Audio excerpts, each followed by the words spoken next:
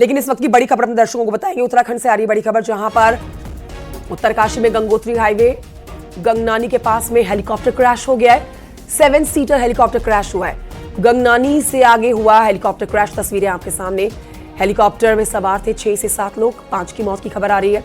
Rescue team मौके पर पहुंची हुई है। बड़ी खबर आपको बता रहे हैं। बलबीर परमार और जानकारी देंगे। बलबीर, दुखद खबर और तस्वीरें भी बहुत भयावह है। पूरी खबर विस्तार से बताएं, कैसे कब यह हादसा हुआ? बिल्कुल, अभी कुछ देर पहले ये हादसा हुआ है और बड़ा हादसा ये है। हेलीकॉप्टर जो गंगनानी से आगे जो जंगल पड़ते हैं वहां पे ये हेलीकॉप्टर क्रैश होकर सीधे जंगलों में जा गिरा है, जिसमें 7 लोग सवार बताए जा रहे हैं, जिनकी 5 की जो स्थानीय लोग हैं उनका कहना है कि 5 की मौके पे ही मौत हो गई है और 2 घायल है, जिसमें से एक की गंभीर स्थिति बनी हुई है। और जिस समय रेस्क्यू टीम है वो वहां पे पहुंच गई है और जल्दी से जो ये घायल है इनको रेस्क्यू करने की कोशिश की जा रही है। और खड़ी चट्टान के ऊपर ये जो हेलीकॉप्टर क्रैश होके अटका पड़ा है, जिसकी तस्वीरें भी देखी जा सकती है। तो बड़ी खबर है, ये दुखद खबर है। और इस समय पूरी रेस्क्यू टीम, पूरा आपदा प्रबंधन जो कंट्रोल रूम है अलर्ट मोड पे है। अधिकारी मौके पे पहुंचने की कोशिश कर रहे हैं। जो रेस्क्यू टीम है मौके पे पहुंच गई है और इनको जल्द से जल्द रेस्क्यू करने की कोशिश की जा रही है। और एक बात जो बता दूं कि जो ये यात्री इस हेलीकॉप्टर से गंगोत्री धाम की यात्रा पे जा रहे थे और अभी थोड़ी देर पहले ये हादसा हुआ है। और कह सकते हैं कि बड़ा ये हादसा है, दुखद हादसा है। और इसमें 7 लोग सवार बताए जा रहे हैं। जानकारी पहुंच गई है बलबीर, उस पर धामी जी क्या कह रहे हैं और किस तरह से आगे निर्देश उनकी तरफ से दिए गए हैं?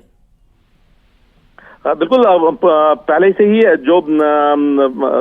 जो आपदा कंट्रोल है पूरी तरह से अलर्ट पे है। और जैसी घटना की सूचना मिली तो जो वहां पे जो एसडीआरएफ की टीम है, रेस्क्यू जो टीमें हैं पहुंच चुकी है। और इस समय सीएम धामी भी खुद इस पे नजर बनाए हुए हैं।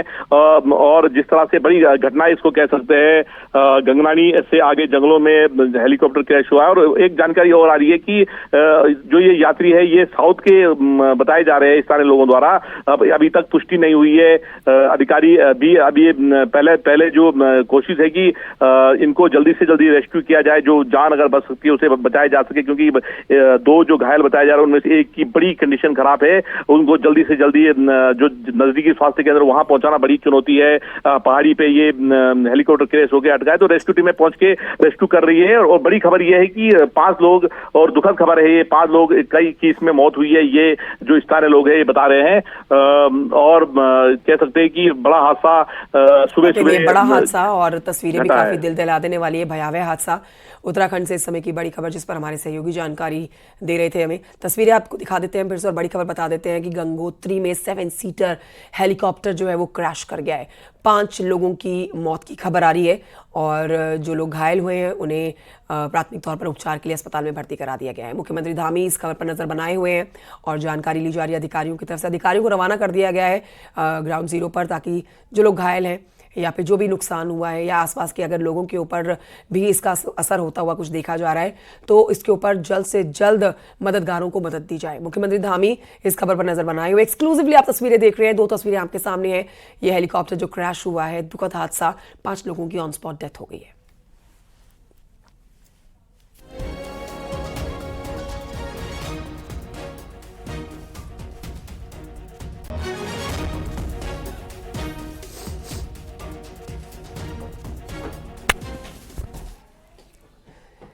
लाहौर में नौसेना परिसर में धमाका पुराने एयरपोर्ट के नजदीक हुआ है।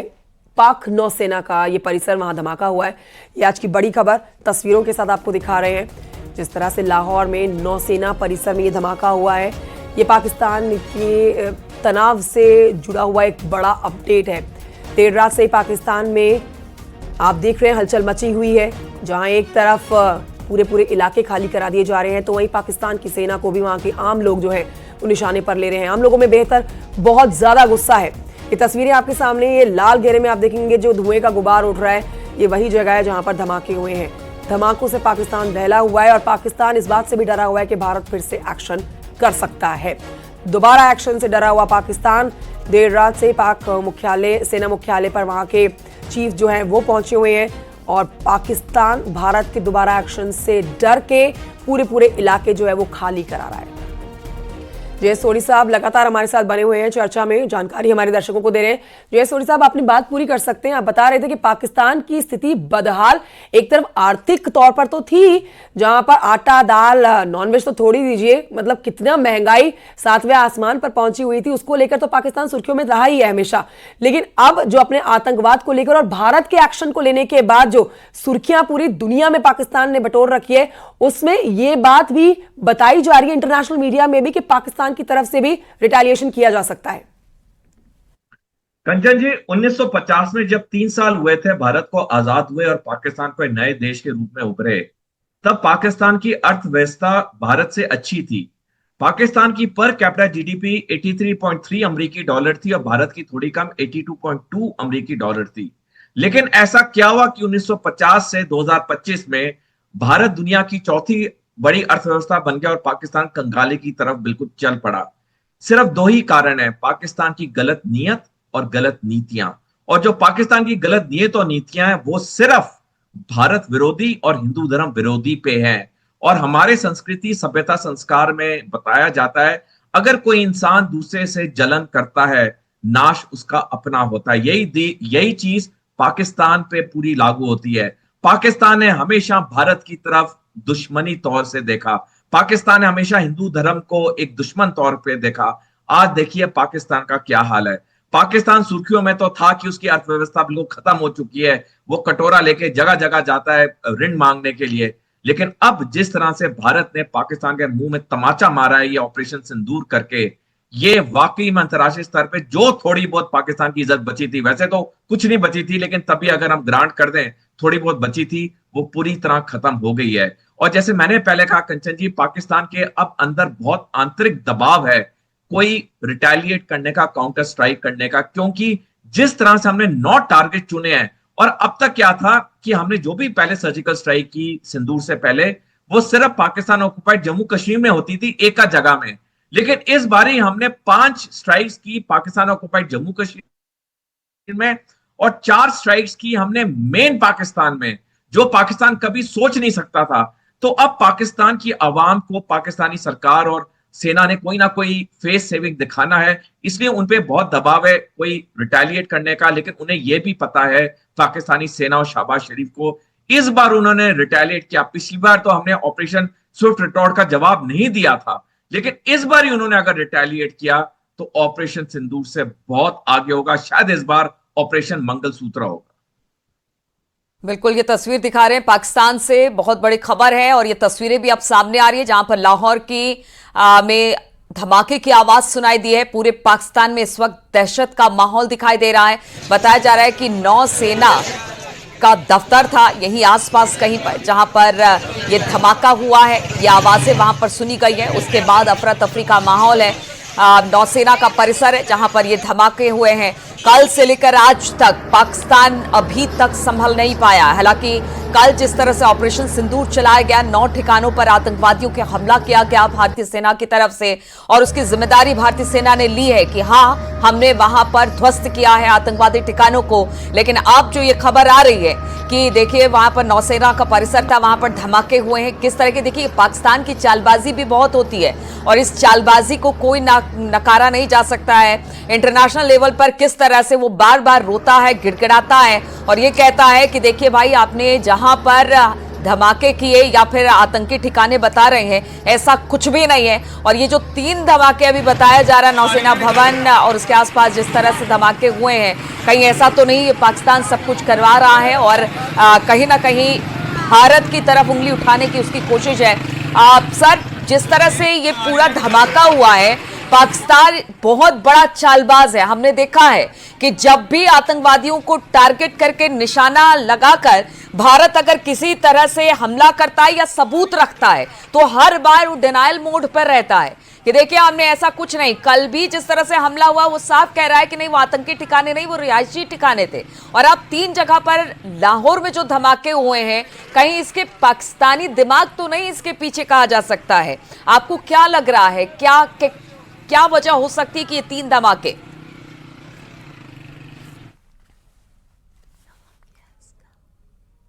नीलू जी, देखिए पहली बात तो भारत का पाकिस्तान के अंदर जो भी हो रहा है हमारा कोई लेना देना नहीं है।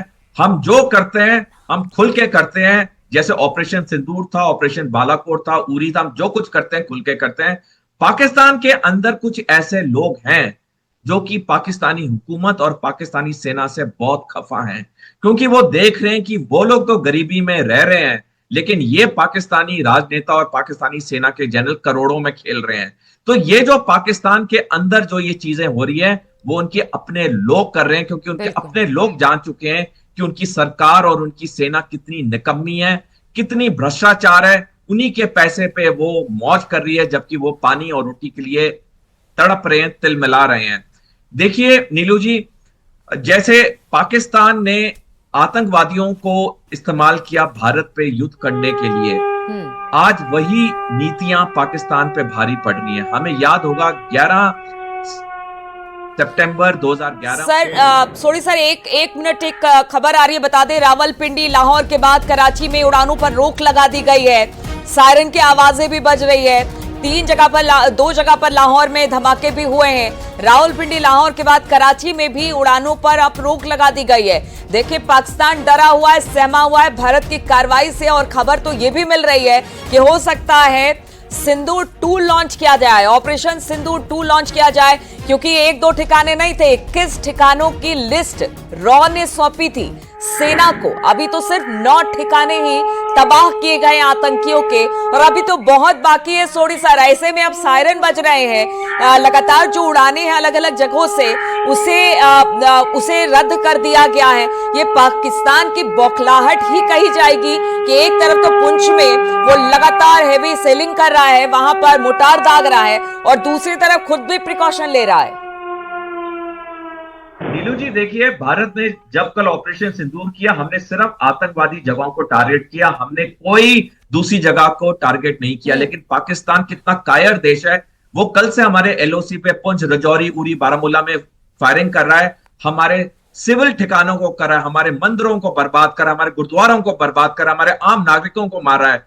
तो यही चीज दुनिया को साबित करती है कि भारत जहां पे बिल्कुल एक मैच्योर देश है, हम सोच समझ के कार्रवाई करते हैं, पाकिस्तान बिल्कुल एक पागल वाला देश है जो कि सिर्फ तबाही मचाना जानता है, उसे और कोई चीज आती ही नहीं है।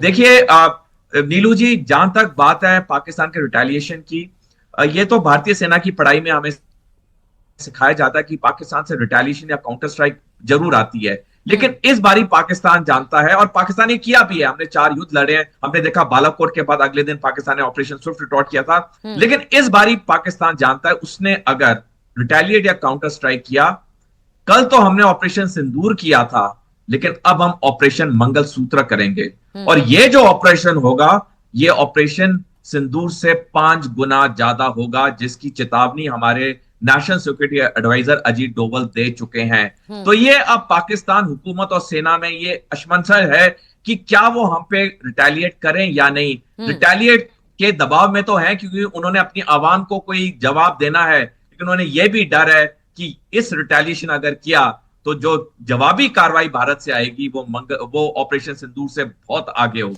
और बिल्कुल सोडी सर, मुल्ला मुनीर की बातें, अगर उनको तो बहुत सारे नामों से जाना जाता है, आसिफ मुनीर को, जिसने कि अपने एक भाषण के बाद कहते हैं ना कि जिस तरह से पहलगाम में हमला हुआ, और कहा यह जा रहा है कि अब तो पाकिस्तानी आवाम भी ये कह रही है कि इसी मुनीर की वजह से आज ये दिन हमें देखने को मिल रहा है जब भारत ने इतना बड़ा हमला पाकिस्तानी आतंकवादी ठिकानों पर किया है। यानी ये सब कुछ जो आज पाकिस्तान के आवाम को देखना पड़ रहा है इसी मुनीर की वजह से।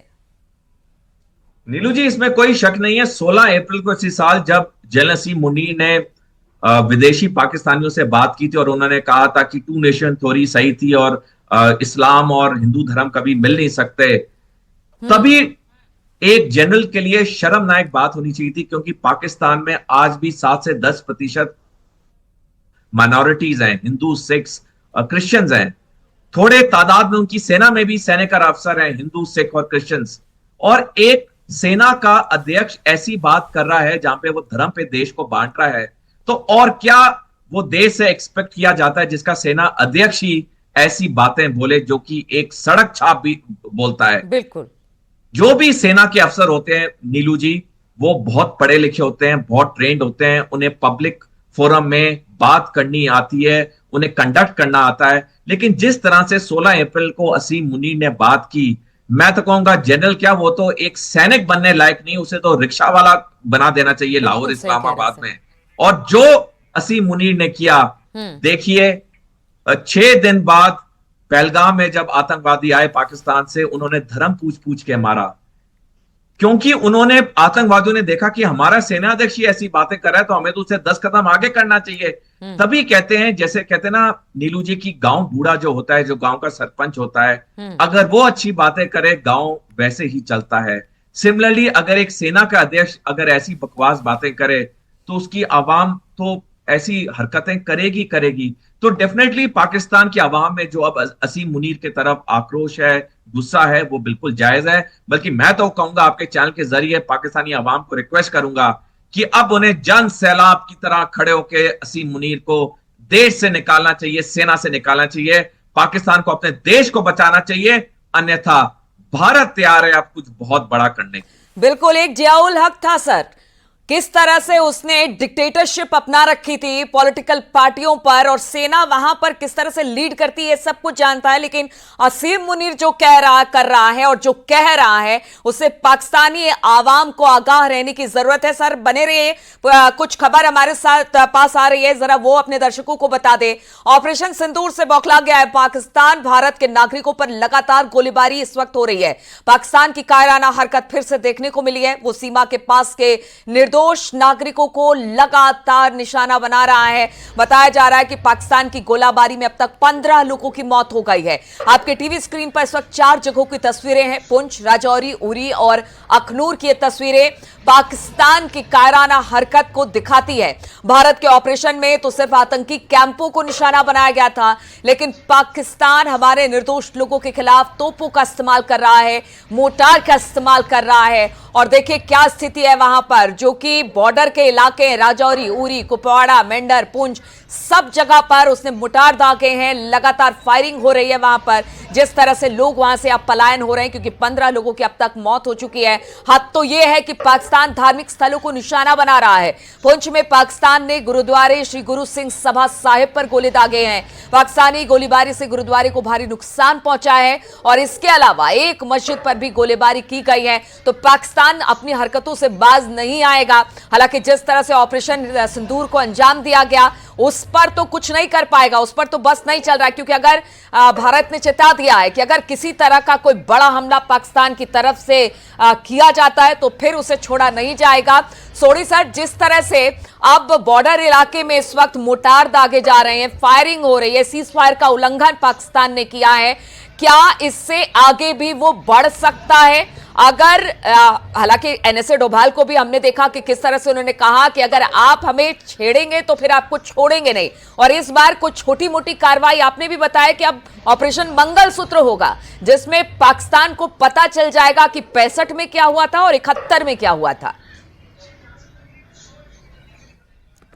जब हमने बालाकोट किया 26 फरवरी 2019 को, तो अगले दिन पाकिस्तान ने ऑपरेशन स्विफ्ट रिटॉर्ट किया और भारत ने उसके बाद कोई जवाबी कार्रवाई नहीं की।